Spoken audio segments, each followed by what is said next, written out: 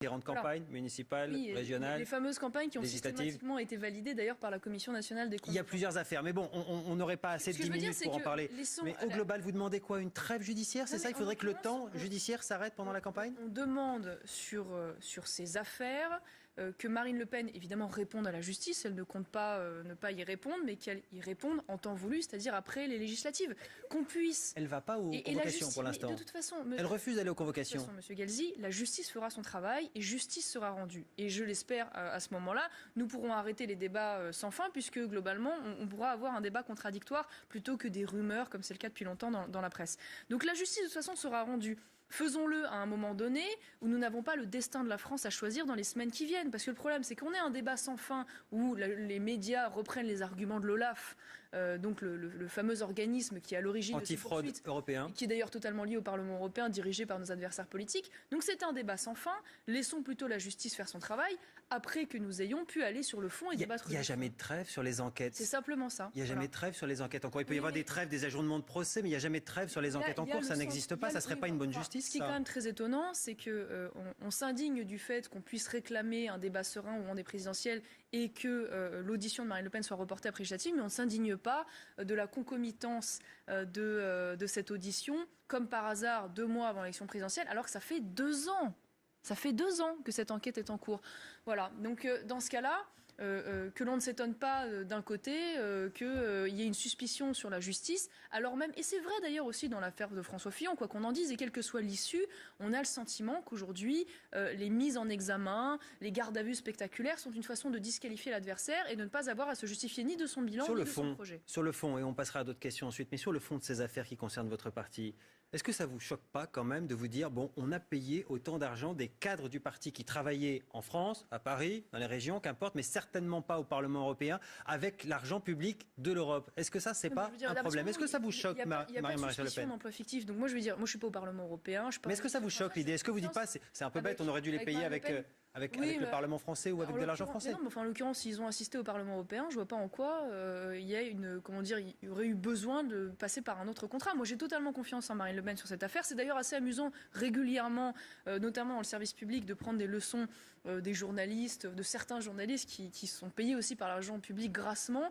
C'est assez amusant de voir un tel acharnement, alors même qu'on ne s'indigne pas des 120 000 euros de frais de bouche de M. Macron sous son ministère.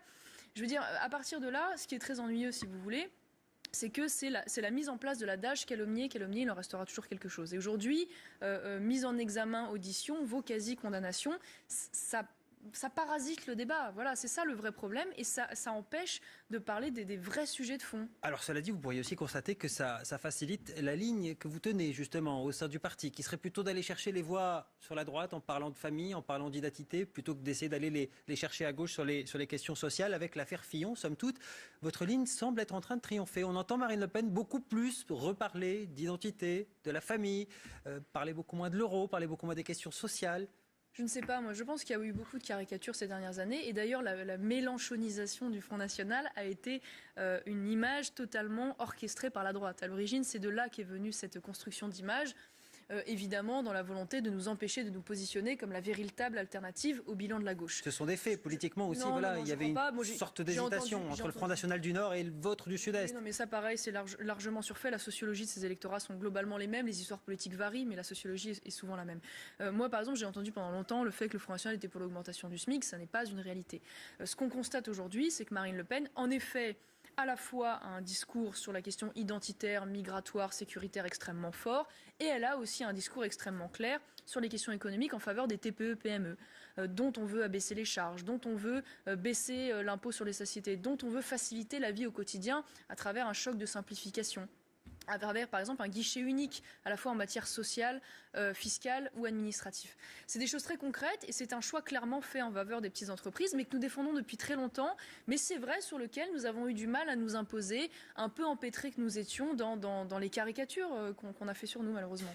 Vous auriez dit, vous me dites si c'est vrai ou pas, dans une réunion interne, je me fiche de savoir si ma fille devra payer sa burqa en francs ou en euros. C'est vrai ou pas? Non, c'est faux. En l'occurrence, c'est Vous auriez pu le dire?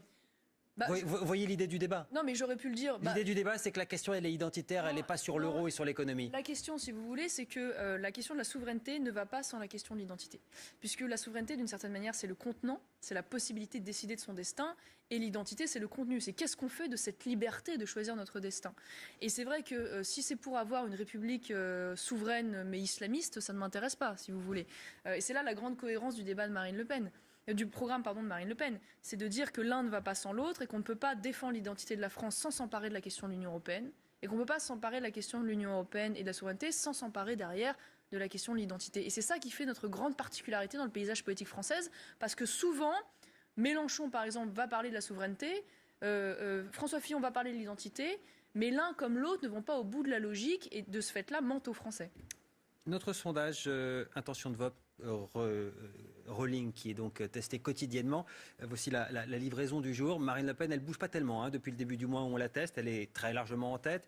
Elle est quand même rattrapée, là vous le voyez, par Emmanuel Macron qui a, semble-t-il, une bonne dynamique pour lui en ce moment. François Fillon, lui, est plutôt en baisse. C'est lui aujourd'hui le danger pour vous, Emmanuel Macron ? Alors, on ne rentre pas dans ce genre de raisonnement parce que c'est vrai que si vous voulez, la vraie question, c'est de savoir qui est le plus aujourd'hui dangereux pour la France.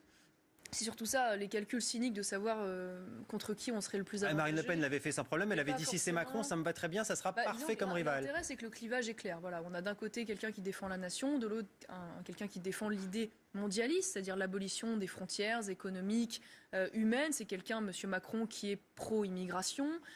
Qui a par exemple défendu le traité de libre-échange avec les États-Unis, le traité de libre-échange avec le Canada, qui est un drame pour nos agriculteurs.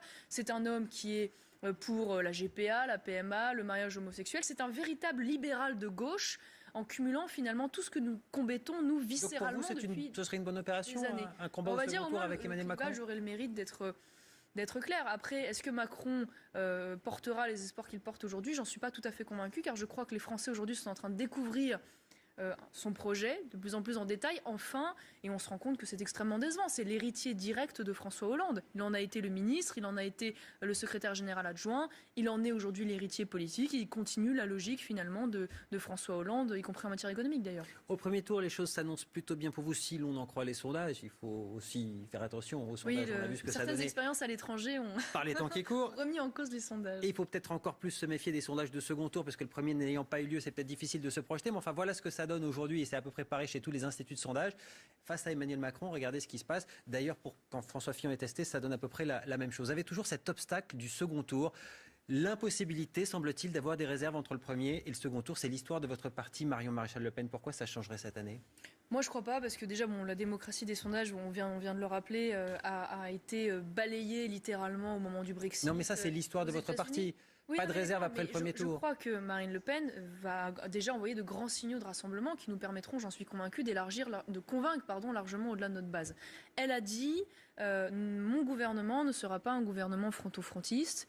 Le Premier ministre ne sera pas d'ailleurs nécessairement issu des rangs du Front National.